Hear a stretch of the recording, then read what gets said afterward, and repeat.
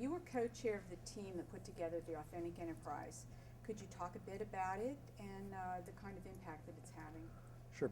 So 2 years ago, or more than 2 years ago, Roger Bolton was president of the Page Society.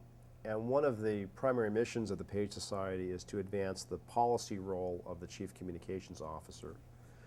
So Roger said, well, if that's the case, then what's the future of the Chief Communications Officer? We should have a team go off and try to answer that question. Valerie DeMaria, who was at Motorola at the time as CCO, and I co-chaired that. We had 19 team members, CCOs and agency people, great team, and we sort of dove into this question.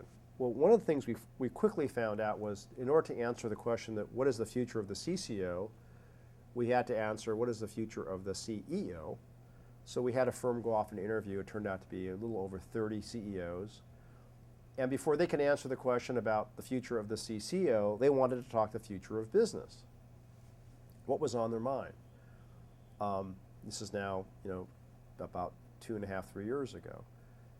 They listed several forces of change, pretty obvious today. One is the digital network revolution. And from a CEO's standpoint, they said it used to be just the press, either playing offense, like let's get our word out, but then also defense. We just used to have to worry about the press. But now somebody over here we've never heard of has this powerful megaphone called the internet.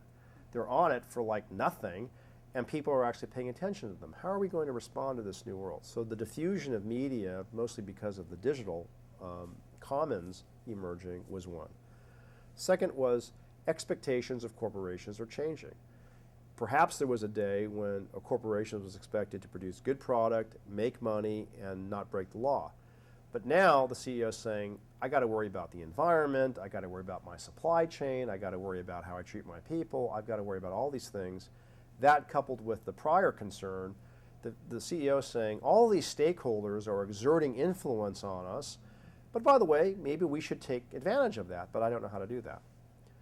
The third was globalization. About the same time we were doing this work, Tom Friedman's book, The World is Flat, came out.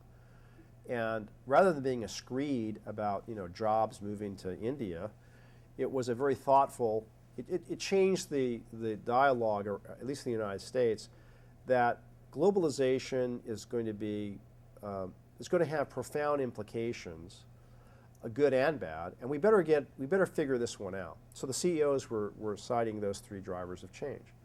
We then asked the CEOs, and then we subsequently did a lot of thinking about this. So what are the implications of all of this to the CCO who reports to you? And the CEOs, by and large, said, well, one, we need somebody to figure out how to have relationships across multiple stakeholders. Today, we manage the government here, the press over here, universities there, employees over here, customers differently. But they're all talking to each other now on the net. They all have the same knowledge, so we can't segment them and segment messages. They all know the same thing. How do we get hold of this thing and use it to our advantage? CCOs could help. Secondly, they said, help us figure out this new world of digital, gain mastery of it. Someone's going to. CCO could take a stab at it. Third, and this was wonderful to hear, values will be very, very important again. And I need help to define values or reaffirm them and then get everyone to live them. Why? Because of this incredibly transparent world that we're in, the only way that we can be sure that whatever the world sees, mostly through our people, they're going to like what they see. And I can't do that unless everybody actually is living the values that we espouse. And in some cases, we need help even defining them. Well, to me, so we wrote all that up in the paper and published it. We call it the Authentic Enterprise deliberately. And I just gave a little talk across the street here, and I talked about authenticity, because I think it's been misunderstood. You asked what has been the reaction. It's been a very good reaction. There are some recommendations in the paper, somewhat controversial, which is good. But one thing that I've observed is that people have equated authenticity with ethics. And And I said to them yesterday in this little talk, I said, we could have called the paper, we could have written a paper called the ethical enterprise, the socially responsible enterprise, the virtuous enterprise, the good enterprise, the unindicted enterprise, but we didn't. We call it the authentic enterprise. Why? Because every company should be ethical, every company should not break the law, every company should do the right thing. But great companies not only do all of those, which I believe are table stakes, but great companies are also unique in some way. Another way of saying it is, not every company values the same thing. So, like what? Well, we value innovation. At least we say we do. Well, and an insurance company or a bank might say, we don't value innovation because we value risk mitigation, right? Another company might say, we value team play in our culture. Other companies might say, we value individual achievement. Those are perfectly good differences, but they also make for unique companies. So authenticity isn't about doing good things, it's about being clear about what you want to be distinctly in the world, and then actually translating those words into action in the behavior of the company. So I think that the authentic enterprise gets talked up a lot if it does, because it's touched a nerve about lack of trust in corporations, which is very much true given what we've been through in the past 10 years here. It also speaks to the change that's required for us to navigate and capitalize on the new digital commons, which is very controversial. In some ways it means loss of control.